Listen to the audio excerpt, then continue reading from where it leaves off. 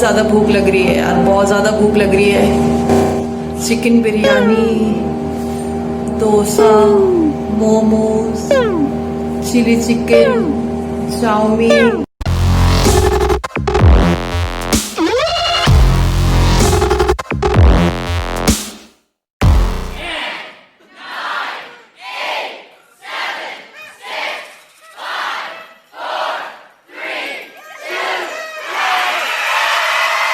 जी हाँ, मैंने 3 दिन तक कुछ भी नहीं खाया, बट मैंने सिर्फ जूस पिया। भाई साहब कुछ ज्यादा नहीं हो गया ये? मतलब कुछ भी।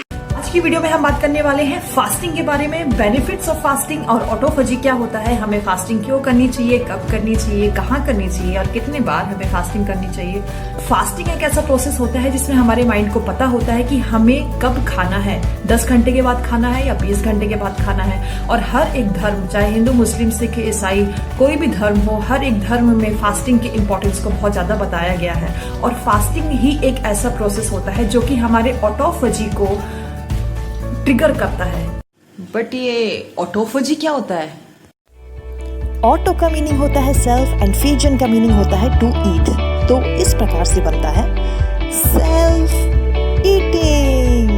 अरे रे रे रे, डर गए? डरने की कोई जरूरत नहीं है, नेचर ने इसे हमारे हेल्थ के लिए ही बनाया है। ऑटोफेजी एक ऐसा प्रोसेस होता है जिसमें डैमेज सेल साफ होती है और न्यू सेल्स बनती है, और इस ड्यूरेशन में हमारी बॉडी ढेर सारा प्रोटीन रिलीज करती है, तो हमें एक्स्ट्रा प्रोटीन लेने की जरूरत ही नहीं है।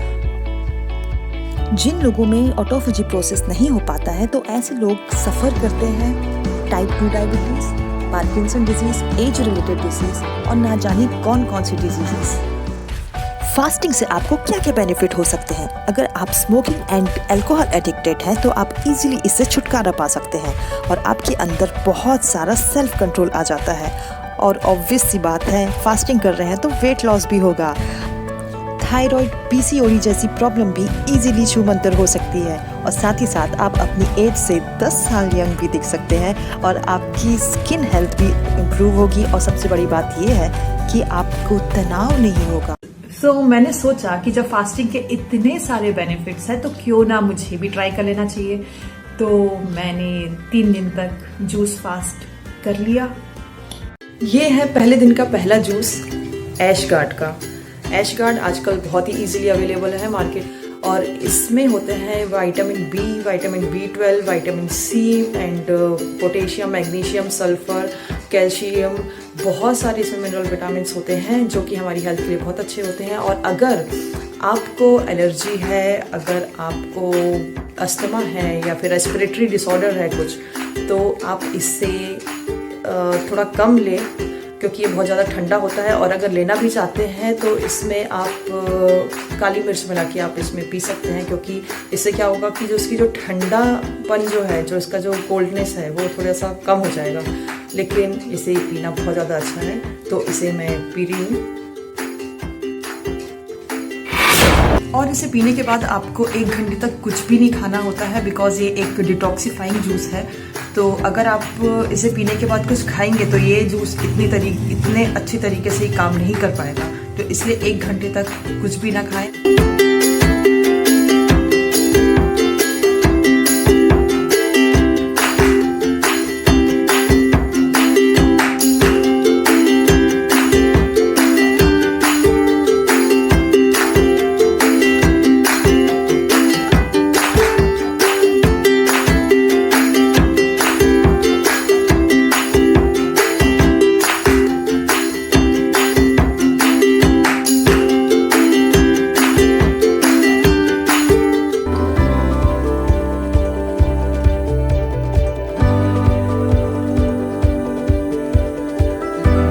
एनर्जी में तो मुझे कुछ चेंजेस नज़र नहीं आ रहे हैं, बल्कि मेरी एनर्जी लेवल और हाई हो गया है अभी।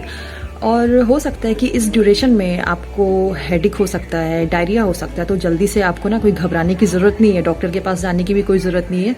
जस्ट टेक अ रेस्ट और जूस जो है वो कंटिन्यू करते जाइए, बिकॉज जूस फास्ट जो है वो एक डिटॉक्सिफाइंग हम कर रहे हैं, क्लिनसिंग कर रहे हैं अपने सिस्टम के अंदर। तो सबका बॉडी टाइप अलग रहता है, सबकी बॉडी अलग तरीके से रिएक्ट करती है, तो मुझे तो ऐसा कुछ भी फील नहीं हो रहा है। अगर आपको ऐसा कुछ फील होता है तो जस्ट आप रेस्ट कर सकते हैं, लेकिन जूस फास्ट करना है। 3 दिन करना है, मतलब करना है। डे 1 मेरे लिए बहुत ही ज्यादा चैलेंजिंग था, बट मैंने सोच के रखा था ना कि 3 दिन मुझे कैसे भी करके पूरे करना है, तो मैंने कर लिया। बट भूख तो लगती थी यार, इंसान हूं मैं, खाना खाती हूँ ना, खाना खाने वाली आम इंसान हूँ, तो भूख तो लगती है। अब यहाँ आता है डे 2। तो डे 2 में एनर्जी लेवल इंक्रीज हुआ, भूख भी इंक्रीज हुई।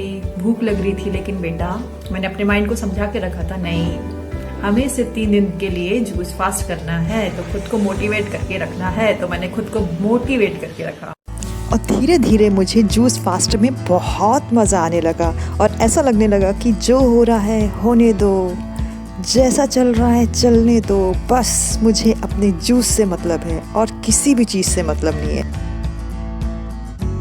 तो आप लोग भी मंथ में 3 दिन तो एटलीस्ट जूस फास्ट करके देखिए।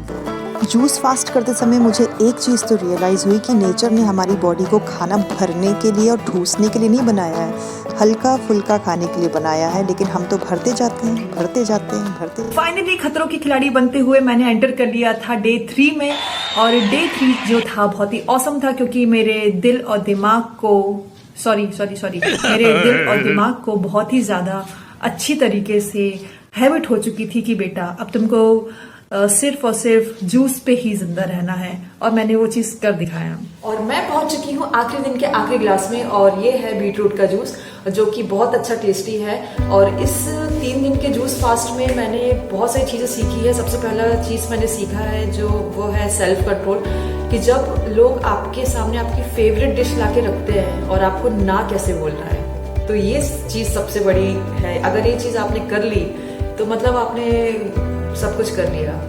और दूसरी चीज जो मैंने सीखी है वो ये सीखा है कि अगर जो चाहो आप कर सकते हो, अगर आपने सोच लिया ना तो कर सकते हो। ये सारी चीजें जो आप बोलते हैं ना मुझसे नहीं हो पाएगा, ये सब चीजें मेरे को करने की क्या जरूरत है, मेरा तो वेट ऑलरेडी कम है, मैं ये सब करूंगी तो और मेरा वेट कम हो जाएगा। कौन है ये लोग, कहाँ से आते हैं? आप लोगों को ये वीडियो बनाने का मेरा जो मेन जो रीजन है वो ये है कि I want to encourage you to detoxifying your self. So इसलिए मैंने ये वीडियो बनाया है। और थैंक्स बोलूंगी मैं खुद को, क्योंकि मैंने खुद के लिए इतने सारे जूसेस बनाए हैं और 3 दिन में मैंने पता नहीं कितने सारे juices different fruits and vegetable की मैंने जूस पी लिए, जो कि मुझे बहुत ही अच्छा लगा। और थैंक यू सो मच कि ये जो क्लास है, मेरा जो जूस का क्लास है, इसने मुझे बहुत ज़्यादा अच्छा से मुझे सपोर्ट करके रखा। So thank you so much. तो इसी बात में मैं ये बीटरूट का जूस खत्म कर रही हूँ।